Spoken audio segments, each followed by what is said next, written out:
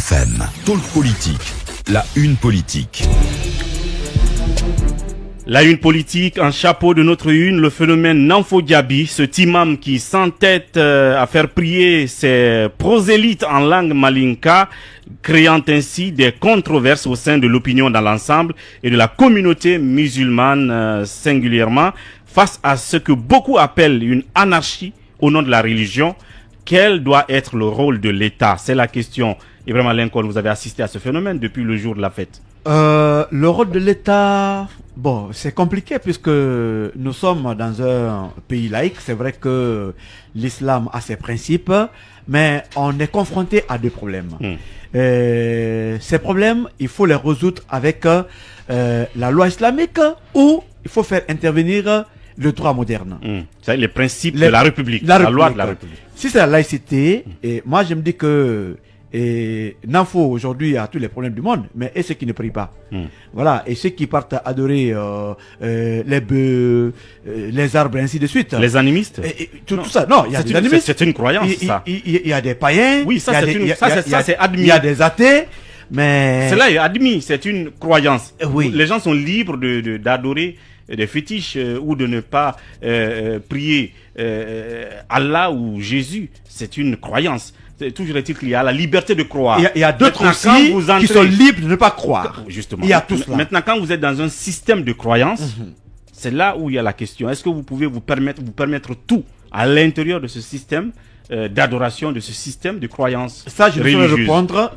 Il y a deux cas. Par exemple, si vous êtes en islam, tout ce qui n'est pas autorisé par le Coran n'est pas permis. Ça, c'est l'islam. Même s'il y a un silence dessus, mais quand c'est pas autorisé par le Coran, c'est pas permis. Ok? Mais quand vous prenez le droit moderne, c'est-à-dire la Constitution, un pays laïque, les gens ont cette liberté, en tout cas d'opinion, ou cette liberté peut-être de procéder comme ils veulent. Mais aujourd'hui, moi j'échange avec le procureur. Parce que moi je voulais savoir, quand on me dit que Nanfo est conduit désormais au niveau de la prison civile de Kankan, j'appelle le procureur pour échanger avec lui. Pourquoi Nanfo est-il allé de ce côté? Mais la réponse que je voulais, je l'ai eue. Il n'est pas amené par le fait de prier en malinké. Il est amené par le trouble à l'ordre public. Ah oui. Selon ce qu'il me dit. Mais de ce point de vue-là, il était quand même en train de prier dans l'enceinte de sa maison, dans la cour, pas sur la place publique. Oui, voilà ce que j'ai eu, c'est que je suis en train de relater. Ouais. Parce que moi, j'ai dit comment une affaire peut être pendante à la cour suprême et qu'une autre juridiction inférieure se saisisse du même dossier. Il dit c'est incompréhensible. Bien. Il me dit non, le problème aujourd'hui, Nanfo en priant, il a mis des haut-parleurs, des cônes, donc il a fait, c'est-à-dire c'est une sorte de trouble à l'ordre public. Bien. Et c'est pourquoi il partait en prison. Alors, quelle est ton analyse personnelle sur la question? Pour aller rapidement. Le cas Nanfo aujourd'hui est une patate chaude dans la bouche de tous les Guinéens. Puisque moi, je ne vois pas quelle est la loi ou quelle est l'interdiction qu'on va peut-être brandir pour dire à Nanfo ne prie pas, ou au nom de quelle justice ou quel droit a-t-on pour empêcher Nanfo de faire ce qu'il a à faire. Donc aujourd'hui, j'attends que la Cour suprême peut-être donne son verdict. Bien. Mais une fois de plus encore, moi je me dis que ce cas... Mais est-ce qu'il avait raison de récidiver étant donné qu'il avait été suspendu et que le dossier est pendant devant la Cour suprême? Non, mais est-ce qu'il avait raison? Non, mais attends, récidiver Cour suprême, pour le moment, la Cour n'a rien dit. Bien. Donc, moi, je me dis que si c'est à cause de peut-être du fait que Nanfo s'entête, il n'avait pas à aller en prison. Bien. Il fallait attendre que la Cour donne son verdict pour faire quoi que ce soit. Bien. Peut-être qu'il y a autre raison derrière, mais pour le moment, cette histoire est compliquée. Il faut attendre que la Cour donne, en tout cas, peut-être son verdict final. Jalikatou.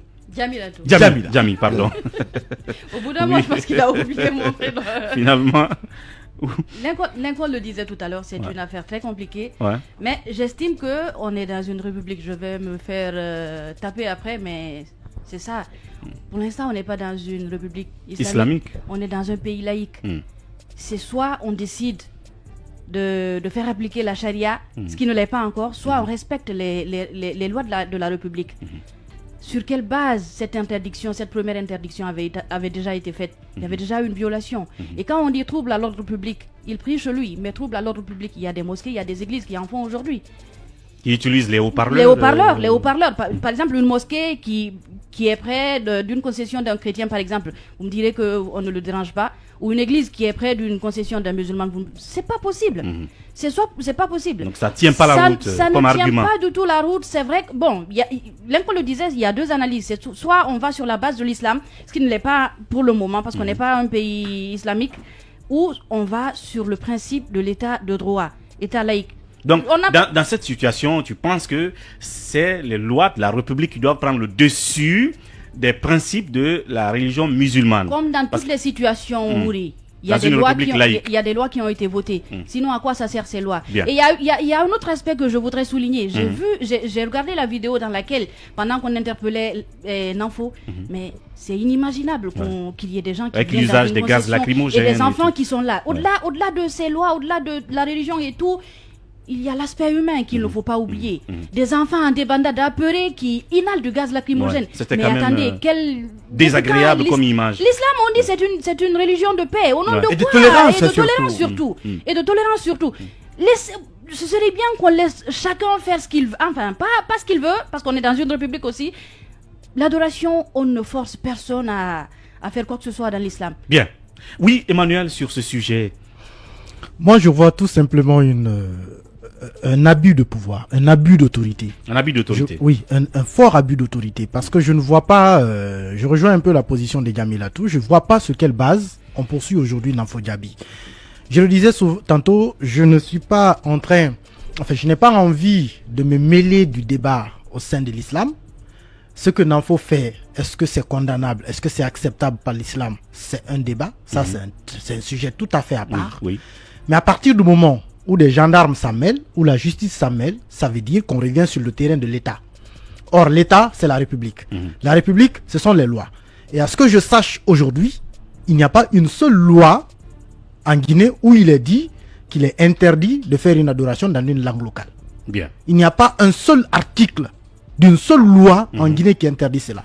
Or, lorsque quelque chose n'est pas interdite, si vous la faites, on ne peut pas vous poursuivre. Bien. Parce qu'il faut une base juridique, il faut une base légale pour enclencher une quelconque poursuite.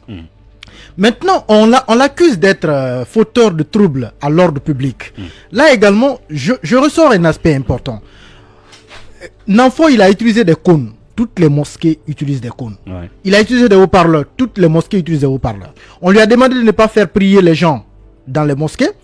Il est sorti des mosquées, il est venu chez lui. Il a construit sa mosquée. Chez lui, à la maison, c'est-à-dire dans son espace privé. Et avec ses Alors, épouses et ses enfants. s'il y a violation, s'il y a trouble, je pense que c'est l'État qui a troublé l'ordre au domicile privé de M. Nanfo Diaby. Bien. Que des gendarmes débarquent chez un homme, Bien. un vieillard, connu pour être un religieux, comme s'il avait des armes chez lui, il est avec sa famille, et qu'on arrive, on se met à gazer tout simplement.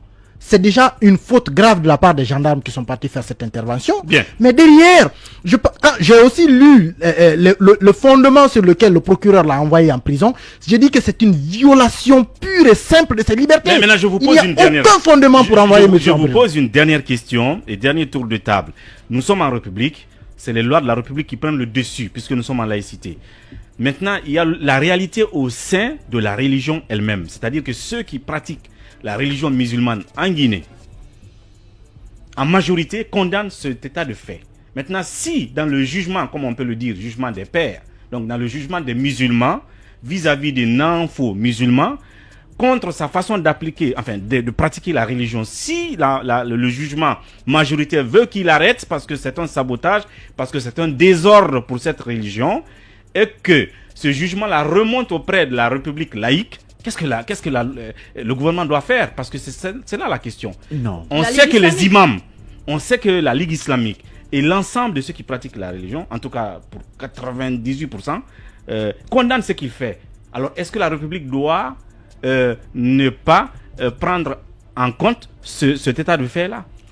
Oui, cette, pour enfin... cette ligue islamique parfois ne condamne pas les morts des manifestations. Ah non, là, écoute, non, s'il te plaît. C'est mon tour de non, parole. Ne mélange c'est pas. mon, je ne mélange pas. Non, ça c'est de la digression. Non, là, tu fais de la digression. Non, pas du tout. On parle d'un cas je précis. suis imperturbable de la parole. Non. Cette même ligue-là, qui passe à l'interdiction, n'interdit pas parfois des interdits dans ce pays.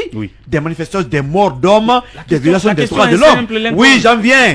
Cette ligue aujourd'hui est prompte parce que c'est Nanfo. Écoutez, si vous voulez que Nanfo arrête, passez par une méthode quand même douce. D'accord. Allez le sensibiliser, allez le faire raisonner. Et ceux qui ne prient pas, est-ce qu'une fois la Ligue islamique est allée obliger des gens à prier? Non, là c'est une religion. Oui, non, attendez. Non, mais c'est une religion. Ouri, Nanfo est croyant. Oui. Il faut trouver des méthodes douces pour aller le dissuader. Mais la méthode forte qu'on utilise là, cela va rendre extrémiste d'autres personnes. Bien. Parce qu'on est en islam là, cette religion est quand même tolérante. Alors, mais ce qu'on utilise là, ça va radicaliser d'autres citoyens. Je crois que la méthode n'est pas bonne. Trouver autre méthode pour Nanfo, mais cette méthode qu'on utilise là, je crois que c'est pas une méthode diplomatique. Mais bien sûr. Vis-à-vis de Nanfo. C'est un humain, il peut comprendre. Tu as compris la question, Diami. En fait, je voulais dire, selon les témoignages. Au sein de la communauté musulmane. Selon les témoignages, on apprend qu'il y a déjà plusieurs années que Nanfo prie en Manika. Personne n'est venu s'attaquer à lui. Parce qu'il le faisait isolement, peut-être, au départ. Peut-être que même si les gens ne sont pas d'accord, mais ils n'iront pas jusqu'à aller l'agresser dans sa concession à lui. Je comprends. Tout ça, on peut... Les gens sont tolérants dans ce cadre. Il appartient à la Ligue islamique de trouver un compromis, je ne sais pas lequel, mais il leur appartient. Le fait est que tous les érudits dans la communauté musulmane en Guinée condamnent. Oui, mais est-ce que c'est pour cela qu'il faut que la justice s'en mêle et qu'ils aillent gazer ses enfants et non, toute sa famille en fin de compte, je ne parle pas de ce qui concession. s'est passé de l'incident de la dernière fois. Je veux dire, dans les jours à venir, qu'est-ce que le gouvernement ou la justice doit faire au regard de la position que les autres musulmans prennent vis-à-vis de Nanfo? C'est ça la question en fait. Trouver le juste milieu. Le juste milieu. Oui. Même le président peut aller le d'accord. Moi, je crois que la première chose que le gouvernement ou la justice doit faire, c'est d'abord de remettre ces messieurs en liberté. Bien. Ça, c'est la première chose, parce qu'il est illégalement détenu. On apprend même maintenant, que son procès va commencer demain. Derrière, maintenant, comme vous l'avez dit, au sein de la communauté musulmane, les gens sont contre sa façon de faire. Le problème doit se régler au sein de la communauté musulmane. Sinon, que l'État intervienne aussi entre catholiques et protestants. Parce que c'est aussi des divergences d'opinion. Sauf qu'ils s'en prennent pas les uns aux autres, les catholiques. Mais justement, qui s'en est pris en info? C'est l'État. C'est l'État qui s'en est pris en enfant, c'est des gendarmes et des policiers qui sont partis le gazer. Ce ne sont pas les musulmans dont vous parlez. Donc, si on veut... La première fois, il y a des musulmans qui sont allés casser chez lui. Ce que moi je veux dire, la foi, ce n'est pas quelque chose que l'on impose à quelqu'un. Ce n'est pas quelque chose que l'on retire à quelqu'un. Si vous êtes croyant, même s'il n'en faut prie en Kissi, et que vous ne croyez pas en ce qu'il dit, vous ne le suivrez pas. Bien. C'est aussi simple que ça. D'ailleurs, ce phénomène... Mais si vous êtes intéressé par ce qu'il fait, c'est que peut-être vous pensez qu'il y a du sérieux dedans. Et puis Nanfo ne dirige pas la prière dans une mosquée publique. Hein. Finalement, il a fait sa mosquée chez lui, sa concession, sa famille, ceux qui le croient viennent. Donc tout le monde n'est pas obligé. L'attaquer là-bas, c'est de la violation de domicile. En tout cas, comme je l'ai dit, c'est un phénomène qui crée assez de controverses au sein de la communauté musulmane, mais aussi dans l'opinion plurielle elle-même de notre pays. Mais il faut dire que ce n'est pas finalement l'apanage de Nanfo, puisqu'il y a une vidéo aussi qui a été diffusée. C'est pas en Guinée, ça c'est pas en Guinée, c'est pas en Guinée. C'est le poulard du Sénégal. C'est le poulard du Sénégal. Oui. Donc c'est pour dire que sous d'autres cieux aussi, apparemment cela se fait. Maintenant, quel traitement les Sénégalais ont vis-à-vis de cette vidéo, de cette réalité à Dakar, c'est un autre problème. Je sais pas, est-ce que c'est une vidéo qui date de plusieurs années, je crois. En arrière. Non, c'est pas nouveau. En tout cas, les gens l'ont réchauffé comme pour dire que ce n'est pas Nanfo seul qui prie en langue, en langue locale. Et alors, votre avis aussi là-dessus en tant qu'auditeur internaute, vous pouvez nous écrire sur notre page Facebook pour réagir à ce sujet. Le temps de passer justement au sujet principal à la une, comme je le disais tout à l'heure, sujet politique.